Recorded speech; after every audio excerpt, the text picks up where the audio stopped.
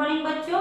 आज हम लोग इतिहास में अध्याय 4 भारत का प्रथम स्वतंत्रता संग्राम इसके आगे का पढ़ेंगे। ये जो स्वतंत्रता संग्राम है 1857 में प्रारंभ हो चुका था और यह जो विद्रोह था ये राजाओं के द्वारा और किसानों, दस्तकारों, भारतीय किसान, भारत के जितने भी जो आम नागरिक थे इन सभी के द्वारा हो रहा था, क्योंकि अंग्रेजों के द्वारा जो भी प्रताड़ना इनको की दी जा रही थी, जिसके कारण से वे बहुत ज्यादा उनसे त्रस्त हो चुके थे। इसी के कारण से वे जो है अंग्रेजों के विरोध में उठ खड़े हुए और जिसका परिणाम हुआ 1857 का विद्रोह। इसमें हमने देखा था कि किसान और दस्तकारों का हालत किस प्रकार से, उनकी हालत जो है खराब होती जा रही थी और भारतीयों की नागरिक एवं सैनिक सेवाओं की किस प्रकार से अंग्रेजों के द्वारा उपेक्षा की जा रही थी।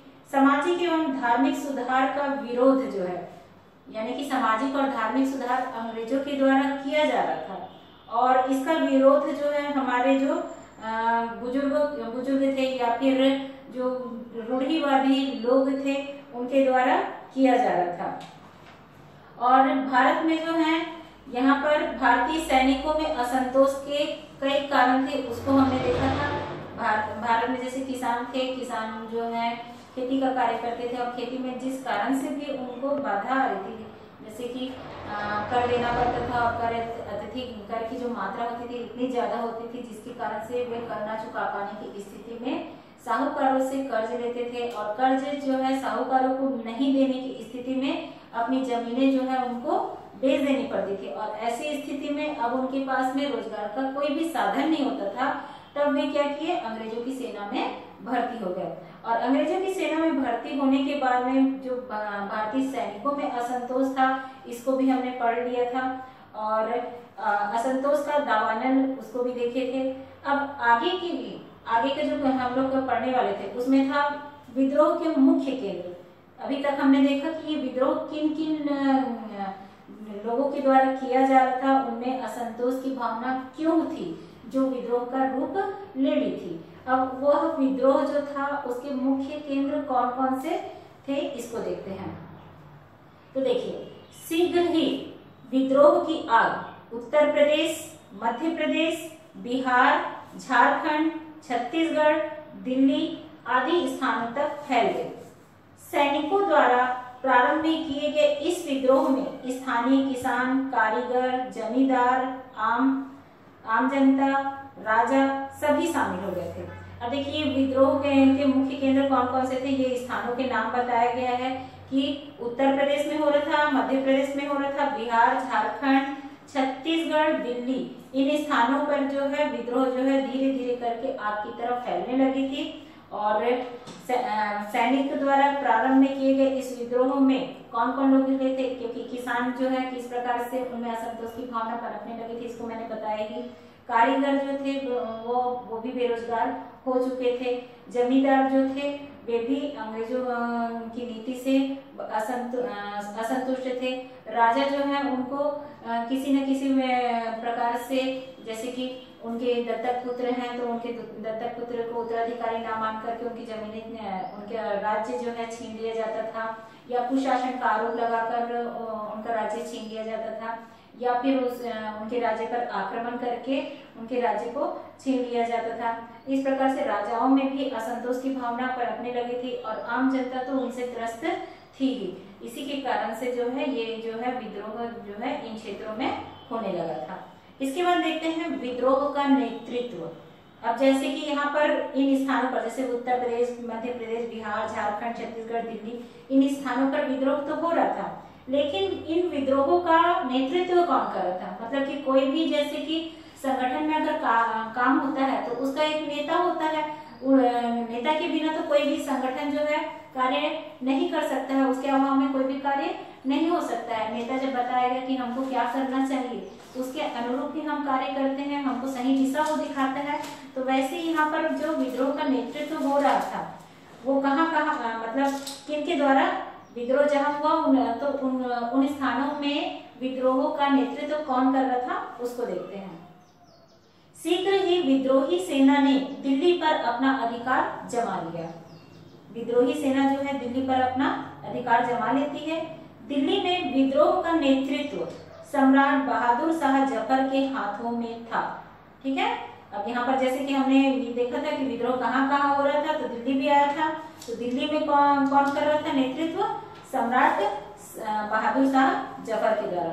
किंतु इसका संचालन जो है उसका जो सेनापति था, यानी कि बहादुर शाह जफर जो था वो राजा था, सम्राट था, तो उसका जो सेनापति था जिसका नाम था बख्त खां, वो कर रहा था उसका संचालन।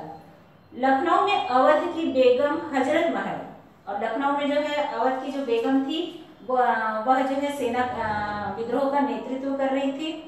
और कानपुर में विद्रोह का नेतृत्व जो है नाना साहब के द्वारा किया जा रहा था, और नाना साहब तात्या टोपे के द्वारा किया जा रहा था। वहीं झांसी में जो है विद्रोह का नेतृत्व जो है रानी लक्ष्मीबाई के द्वारा किया जा रहा था। झांसी का नाम जैसे ही आता है तो सबसे पहले हमारे मन में रानी लक्ष्मीबाई का नाम आ ही जाता है। और उसके बाद में बिहार में जो है विद्रोह का नेतृत्व कुंवर सिंह के द्वारा किया जा रहा था। आप लोग हिंदी में भी पढ़े होंगे, कुंवर सिंह का नाम जो है आता है उसमें। तथा रुहेलखंड में जो है अहमदुल्ला ने विद्रोह का नेतृत्व किया। तो देखिए यहाँ पर पूरे स्थानों के नाम दिए गए हैं कि किन किन स्थानों से कौन कौन जो है विद्रोह का नेतृत्व कर रहा था। उसी प्रकार से अब छत्तीसगढ़ में देखिए, छत्तीसगढ़ में जो है विद्रोह का नेतृत्व हनुमान सिंह और वीर नारायण सिंह, इनके द्वारा अंग्रेजों ने विरुद्ध विद्रोह किया। इनके द्वारा जो है अंग्रेजों के विरोध में विद्रोह किया गया था।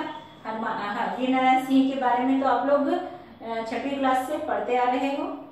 यहाँ विद्रोह काफी व्यापक था, यानी कि छत्तीसगढ़ में जो विद्रोह था वो बहुत ज्यादा व्यापक था। इस विद्रोह में आम लोगों ने बड़ी संख्या में भाग लिया। विद्रोह जो था इसमें जो आम जनता थी वह बहुत बड़ी संख्या में भाग लेती है। झांसी की रानी लक्ष्मीबाई ने बड़ी वीरता से अंग्रेजों का सामना किया और वीर गति को प्राप्त हुई। इस प्रकार उन्होंने आम जनता को अंग्रेजों के विरुद्ध विद्रोह करने की प्रेरणा दी। यानी कि यहाँ पर जो लक्ष्मीबाई है, जो किस प्रकार से एक नारी होने के बावजूद भी वीरता पूर्वक अंग्रेजों का सामना करती है और वीर गति को प्राप्त होती है। इसी से क्या होता है कि वह आम जनता को अंग्रेजों के विरुद्ध विद्रोह करने की प्रेरणा देती है, ताकि वह अपने देश को आजादी दिलाने के लिए संघर्षरत रहे। इसके बाद आगे देखते हैं छत्तीसगढ़ में विप्लव। यहाँ पर छत्तीसगढ़ में विप्लव में देखिए, रायपुर जिले के बलौदा बाजार के पास सोना खान नामक स्थान है। बलौदा बाजार, आप छत्तीसगढ़ में ही रहते हो तो छत्तीसगढ़ के रायपुर जिले के बारे में भी जानते हो कि बलौदा बाजार नामक यहाँ पर स्थान है। और वहीं के सोना खान नामक स्थान पर ये जो वीर नारायण सिंह थे वे वहां के जमींदार थे। वे अपने जनहित कार्यों के फलस्वरूप लोकप्रिय थे। जनहित यानी कि लोगों के हित में इतना अधिक कार्य करते थे, जिसके कारण से वे प्रसिद्ध हो गए थे और लोगों के बहुत लोकप्रिय हो चुके थे। सन 1856 में सोना खान में भयंकर अकाल पड़ा। लोग अन्न के अभाव में भूख में मरने लगे। अब अकाल पड़ेगा तो जाहिर सी बात है कि लोग जो हैं उनको खाने पीने को नहीं मिलेगा, तो जिससे क्या होगा, भूखमरी आएगी।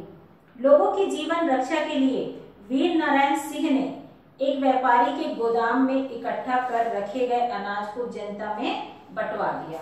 अब उसने क्या किया, जब यहाँ पर जब अकाल पड़ा और अकाल की स्थिति में लोगों के पास में, जैसे कि अकाल पड़ा मतलब क्या हो जाएगा, सूखा पड़ जाता है, और सूखा पड़ जाएगा तो अनाज तो होगा नहीं, और अनाज नहीं रहेगा तो लोग जो है भूख से मरने लगेंगे। ऐसी स्थिति में लोगों ने, वीर नारायण सिंह ने किया कि लोगों की जीवन की रक्षा करने के लिए एक व्यापारी जो अपने गोदाम में अनाज को जमा करके रखा था, वहां पर जाकर के उस अनाज को जनता में बंटवा दिया।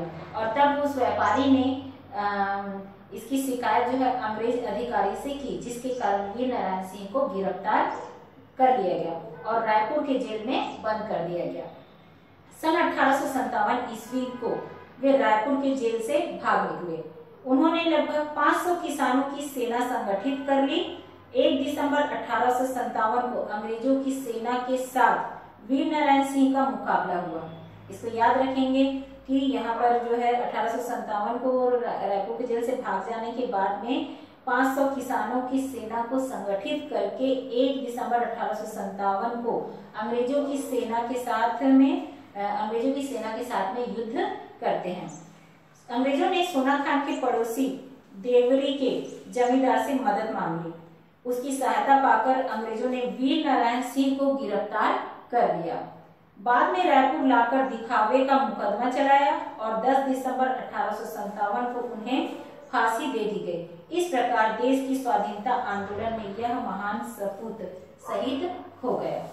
इस प्रकार से देखिए वीर नारायण सिंह के बारे में पूरा बताया गया है कि वीर नारायण सिंह जो लोगों के हित में किस प्रकार से कार्य कर रहे थे और अंग्रेजों ने किस प्रकार से धोखेधड़ी से उनको मतलब फांसी पर चढ़ा दिया था, ताकि जो है कोई भी उनके विरुद्ध विद्रोह ना कर सके। शहीद वीर नारायण सिंह का त्याग और बलिदान व्यर्थ नहीं गया। रायपुर फौजी छावनी में मैगजीन लश्कर हनुमान सिंह राजपूत थे। 18 जनवरी 1858 को उसने सिडवेल नामक अंग्रेज सैनिक अधिकारी की हत्या की और फरार हो गया। अब देखिए यहाँ पर जब वीर नारायण सिंह जो है उन्होंने अपने प्राणों का बलिदान दे दिया, यानी कि उनको जब फांसी पर चढ़ा दिया जाता है तो छत्तीसगढ़ में अब कोई भी उनके साथ में मतलब जो युद्ध के लिए यानी कि विद्रोह के लिए खड़े हुए थे वो तो वही समाप्त हो गया, ऐसा नहीं है। यहाँ पर मैगजीन लश्कर नामक मतलब मैगजीन लश्कर हनुमान सिंह को मैगजीन लश्कर कहा जाता था, वे अब आए सामने और 18 जनवरी 1858 को उसने सिडवेल नामक अंग्रेज सैनिक की हत्या करके फरार हो गए। इस तरह उन्होंने रायपुर में स्वतंत्रता संघर्ष को जारी रखा। अंग्रेजों ने हनुमान सिंह के 17 साथियों को गिरफ्तार कर लिया। गिरफ्तार लोगों पर 2 दिन मुकदमा चला। उन्हें सेना से बगावत करने एवं राजद्रोह करने के आरोप में 22 जनवरी 1858 को सैनिकों एवं जनता के समक्ष सार्वजनिक रूप से फांसी पर लटका दिया गया। वे शहीद थे। अब देखिए 17 लोग जो थे जो हनुमान सिंह के साथी थे, उनको जब गिरफ्तार किया गया था और वे उनको फांसी पर लटका दिया गया था, वे शहीद कौन कौन थे? सर्वश्री गांजी खा, शिवनारायण गुलीन, अब्दुल हमाद, पन्नालाल, माता दीन, बलही, ठाकुर सिंह, अकबर हुसैन, लाल सिंह, परमानंद, बदलू, दुर्गा प्रसाद, शोभाराम, नूर मोहम्मद, देवदीप एवं शिव गोविंद। इस तरह इस विद्रोह में सभी जाति व धर्म के लोग शामिल थे। इससे प्रमाणित होता है कि इस अंचल में राष्ट्रीय हित की भावना सर्वोपरि थी। तो देखिए यहाँ पर हमने देखा कि छत्तीसगढ़ में किस प्रकार से विद्रोह किया जा रहा था और इसमें जो है कोई जाति पाति नहीं देखा जा रहा था। सभी जाति के लोग जो थे इसमें शामिल थे और सभी जाति के लोगों ने जो है संगठित होकर के अपने देश को आज़ादी दिलाने के लिए अंग्रेजों की प्रताड़ना से अपने आप को मतलब इससे छुटकारा दिलाने के लिए उन्होंने किस प्रकार से अपने प्राणों का बलिदान दिया और लोगों को इसके लिए कैसे जागरूक किया। तो आगे की क्लास में हम लोग जो आगे का बचा हुआ है उसे देखेंगे।